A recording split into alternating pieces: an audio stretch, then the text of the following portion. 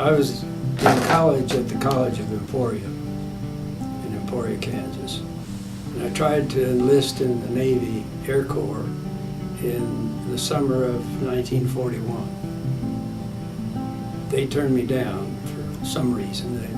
Their reason was that I was having some eye problems, which I didn't know anything about. But anyway, I was turned down. Went back to school and went to school that summer, and then in the spring of 1942 they had a CPT program at Emporia State University, civilian pilot training, which was sponsored by the government. We were taught how to fly in Piper Cubs. At the end of that program, several of us in the group wanted to continue flying, and the military had another program, the Advanced Civilian Pilot Training Program, going on at KU. So we all trucked off and went to KU, and when we got there, they canceled the program. Then several of us then went to Leavenworth to sign up in the Army Air Corps.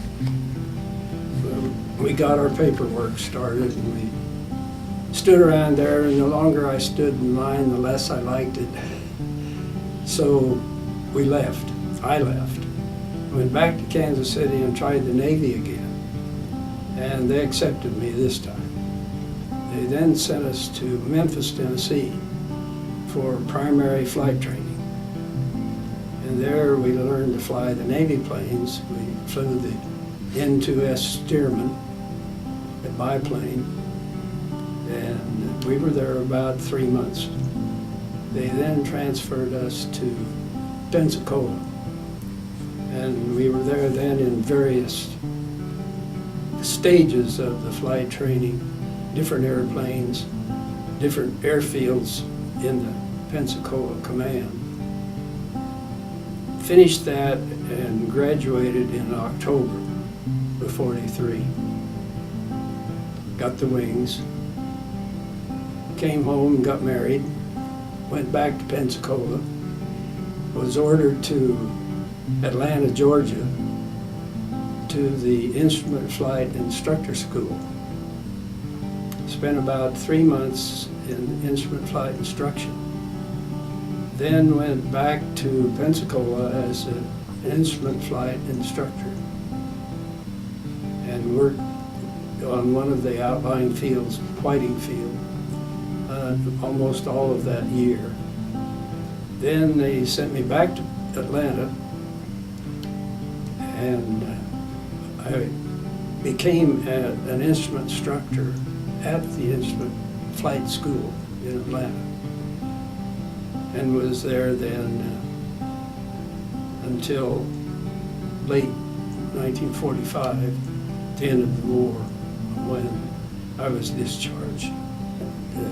We flew SNJs, which was a single engine acrobatic airplane, the closest they came in the program to the military planes that were used in combat.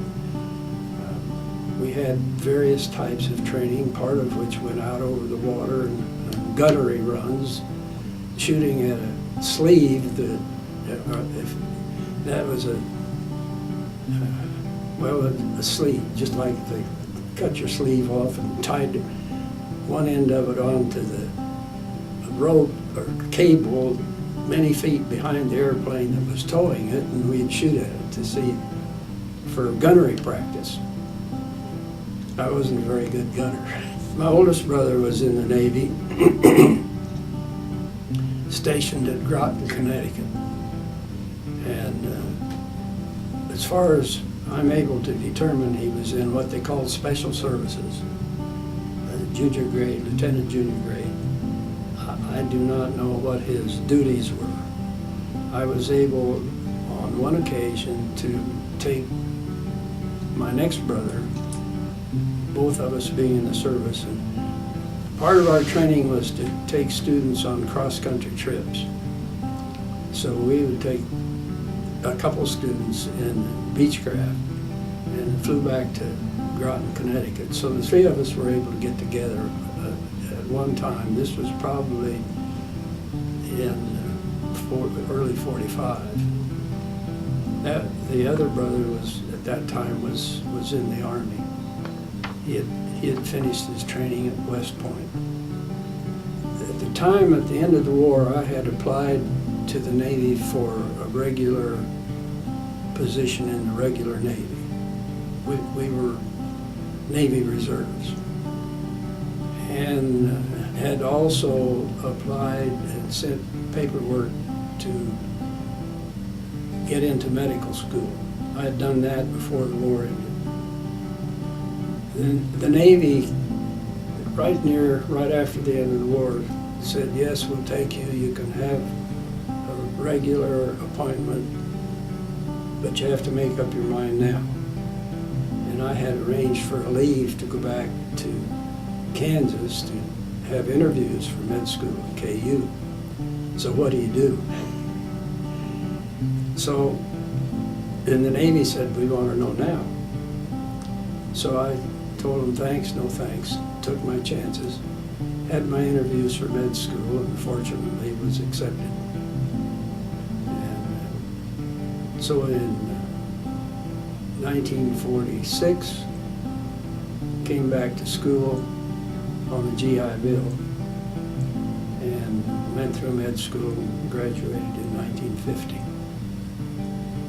Then went to the internship on Long Island. We lived there for a year. We worked in the Navy hospital.